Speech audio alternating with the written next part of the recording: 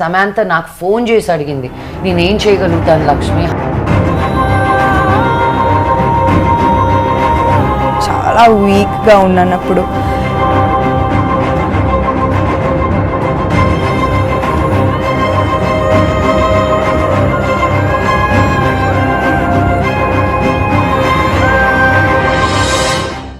నమస్తే friends, welcome to CR ముచ్చట్లు. Friends, Telugu చిత్ర పరిశ్రమలో పెద్ద కుటుంబంలో మంచు ఫ్యామిలీ కూడా ఒకటి.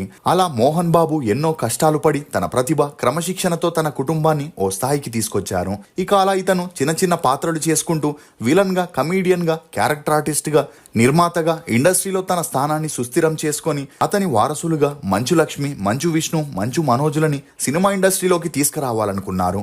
ఇక అనుకున్నట్లే వారు కూడా ఇండస్ట్రీలో తమ టాలెంట్ తో మంచి గుర్తింపు తెచ్చుకొని తండ్రికి తగ్గ పిల్లలుగా దూసుకుపోతున్న క్రమంలోనే విష్ణుకి, మనోజ్కి, లక్ష్మీ ప్రసన్నకి మధ్య వివాదాలు ఏర్పడి అవి కోర్టు దాకా వెళ్లడంతో ఈ విషయం అన్ని చోట్ల హల్చలవ్వడం మొదలైంది. ఇందుకు కారణం మోహన్ బాబు ఆస్తులతో పాటు తిరుపతిలోని శ్రీ విద్యానికేతన్ స్కూల్స్, మోహన్ బాబు యూనివర్సిటీల విషయంలో వారసుల మధ్య గొడవలు చోటు చేసుకోగా పోలీస్ స్టేషన్ మరియు కలెక్టర్ ఆఫీస్లో ఈ విషయంపై విచారణ జరుగుతున్న సమయంలో మోహన్ బాబు ఓ మీడియా ప్రతినిధిపై దాడి చేయడం, అతను హాస్పిటల్ పాలవడంతో అప్పట్లో ఈ ఇష్యూ వివాదాలకి దారితీసింది. అయితే ఇప్పుడిప్పుడే మోహన్ బాబు కుటుంబంలో సమస్యలు ఒక్కొక్కటిగా పరిష్కారం అవుతున్నట్లుగా కనిపిస్తున్నాయి. అలా మంచు ఫ్యామిలీ గ్రాండ్ గా నిర్మించిన కన్నప్ప మూవీని చూసిన మనోజ్ తన అన్నయ్య మరియు ఆ మూవీ యూనిట్ కి విషెస్ ని తెలియజేశాడు. అలా ఆ తర్వాత ఇటీవలే తేజ సజ్జా హీరోగా, కార్తిక్ ఘట్టమనేని దర్శకత్వంలో వచ్చిన మిరాయిలో మంచు మనోజ్ నెగిటివ్ రోల్లో నటించగా ఈ సినిమా బాక్స్ ఆఫీస్ వద్ద హిట్ అవ్వడంతో పాటు మనోజ్ పాత్రకి మంచి ప్రశంసలు దక్కాయి. అయితే కుటుంబ గొడవల్లో మంచు ఫ్యామిలీ ఆడపడుచు అయిన లక్ష్మీ ప్రసన్న ఎక్కడా కనిపించకపోవడం అప్పట్లో పలు అనుమానాలకి దారితీశాయి. అంతేకాకుండా అప్పటి వరకు మంచు లక్ష్మి ఫిలిం నగర్ లో ఉన్న మోహన్ బాబు ఇంట్లోనే ఉండేది. అయితే ఏమైందో ఏమో తెలియదు గాని సడన్ గా ఈమె ముంబైకి షిఫ్ట్ అయి తన కూతురుతో కలిసి అక్కడే సెటిల్ అయింది.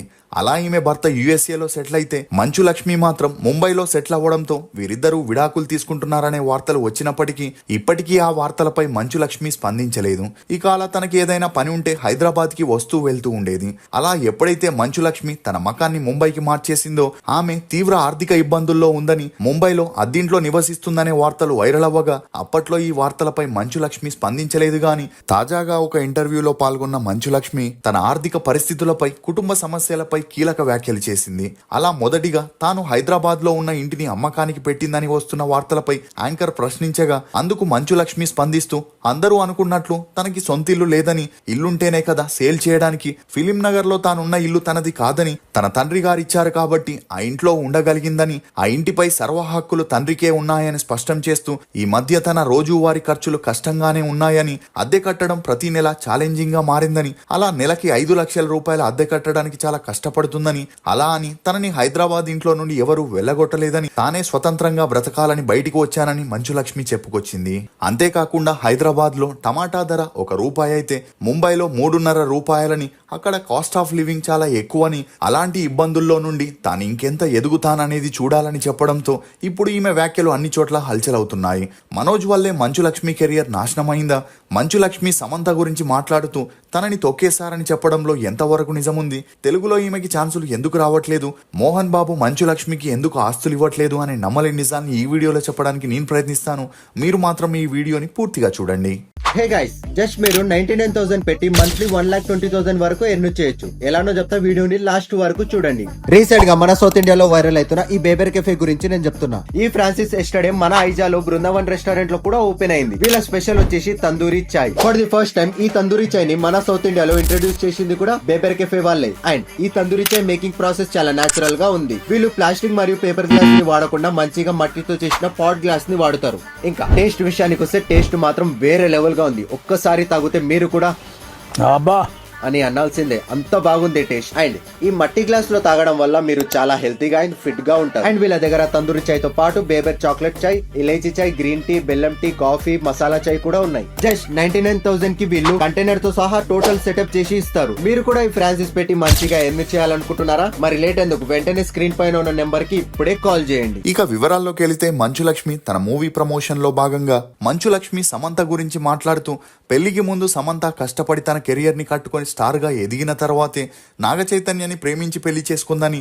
అయితే భార్యాభర్తలకి అండర్స్టాండింగ్ రాక విడాకులు తీసుకొని విడిపోవడంతో తనకి ఉన్నట్టుండి ఛాన్సులు తగ్గిపోయాయని, ఆమెకి మార్కెట్ ఉన్నా కూడా డైరెక్టర్లు ప్రొడ్యూసర్లు అవకాశాలు ఇవ్వడానికి భయపడుతున్నారని, అంతేకాకుండా విడాకుల ముందు తాను సైన్ చేసిన 8 సినిమాలు విడాకుల తర్వాత క్యాన్సిల్ చేయగా కొన్ని స్టార్ట్ అయిన మూవీలను మధ్యలోనే ఆపేసి ఆమెను తొక్కేశారని, ఒకవేళ ఇందుకు సమంత వారిని రీజన్ అడిగితే వద్దులే అమ్మ ఆయన ఏమన్నా అంటారేమో అని చెబుతూ 10 మూవీస్కి పైగా క్యాన్సిల్ చేశారని, అయినా కూడా సమంత ఏదైనా ప్రాజెక్టు వస్తే చేయడానికి ఇప్పటికీ ఆతృతగా ఎదురు చూస్తుందని చెప్పుకొచ్చింది. అంతేకాకుండా విడాకులు తీసుకున్న మగాడి జీవితం ఎప్పటికీ మారదని, కానీ ఆడవారి జీవితం పూర్తిగా అందుకు భిన్నంగా ఉంటుందని, ఇక అలా ఒక మహిళ పెళ్లి చేసుకున్న తర్వాత పిల్లలు అత్తామామల బాధ్యతల్ని తీసుకోవాలని, అలా కాదు నాకు స్వేచ్ఛ కావాలని వెళితే మాత్రం తన కెరియర్ మొత్తాన్ని నాశనం చేస్తారని మంచు లక్ష్మి చెప్పుకొచ్చింది.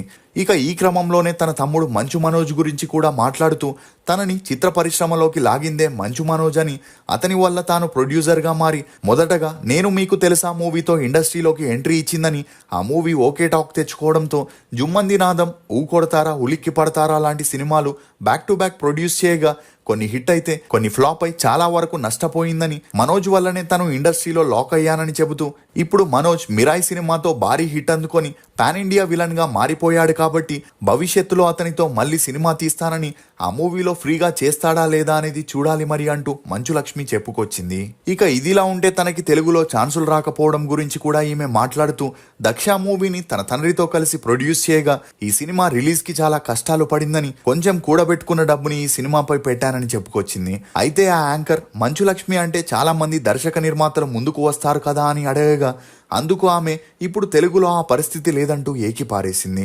అలా తన సినిమాలో ఇన్వెస్ట్మెంట్ చేయడం పక్కన పెడితే క్యారెక్టర్ కోసం అందరినీ బ్రతిమిలాడే పరిస్థితి వచ్చిందని, చాలా మంది డైరెక్టర్లు ఫలానా క్యారెక్టర్ నీకు ఇస్తానని చెప్పి టైం రాగానే ఇతర స్టేట్ ఆర్టిస్టులని పిలిపించి వారితో చేపించిన రోజులు కూడా చాలానే ఉన్నాయని, మన తెలుగు వాళ్ళకి ఉన్న జబ్బేంటంటే తెలుగు ఆర్టిస్టులతో పనిచేయడం వారికి ఇష్టం ఉండదని, అసలు తెలుగు వాళ్ళకి ఎందుకు ఛాన్సులు ఇవ్వట్లేదో ఇప్పటికీ మిస్టరీగానే ఉందని చెప్పుకొచ్చింది.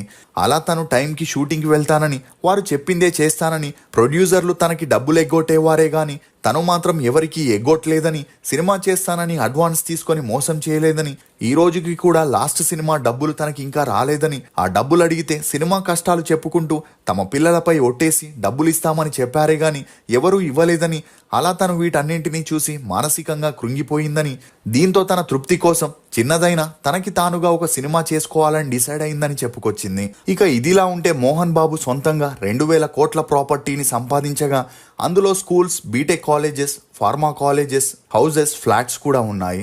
ఇక అలా మోహన్ బాబు ఒక వీలునామా రాస్తూ జల్పల్లిలో ఉండే హౌస్ ని తన భార్య నిర్మలాదేవి గారి పేరు మీదకి రాస్తే engineering college, degree college, nursing college, pharma కాలేజీలతో పాటు ఫామ్ ల్యాండ్స్ ని కూడా విష్ణుకి అప్పగించగా ఇంటర్నేషనల్ స్కూల్ మరియు కొన్ని కాంప్లెక్స్లని మనోజ్కి ఇవ్వడం, ఫిలిం నగర్లో ఉండే ఇల్లుతో పాటు కొన్ని ఫ్లాట్స్ ని మంచు లక్ష్మి పేరు మీదకి రాయడం జరిగింది. కానీ తను రాసిన వీలునామాలో తను ఇచ్చే ఆస్తిని ఎవరికి అమ్మే రైట్స్ ఉండవని, వాటి ద్వారా వచ్చే ఆదాయాన్ని వారు తీసుకోవచ్చనే కండిషన్ పెట్టడంతో మంచు విష్ణు తన తండ్రి చెప్పిన దానికి ఒప్పుకున్న మంచు లక్ష్మి, మనోజ్ మాత్రం వ్యతిరేకించడం మొదలెట్టారు.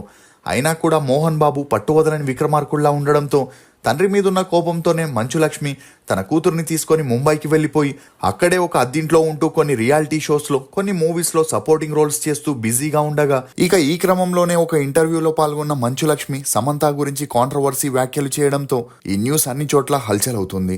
మంచు లక్ష్మి వ్యాఖ్యలపై మీరేమనుకుంటున్నారో మీ అభిప్రాయాన్ని కమెంట్ సెక్షన్ లో తప్పకుండా తెలియజేయండి. మేము చేసిన ఈ వీడియో మీకు నచ్చినట్లయితే ఒక లైక్ ద్వారా మీ సపోర్ట్ ని మాకు తెలియజేయండి. For more interesting videos please subscribe to CR Muchatlu. Thank you.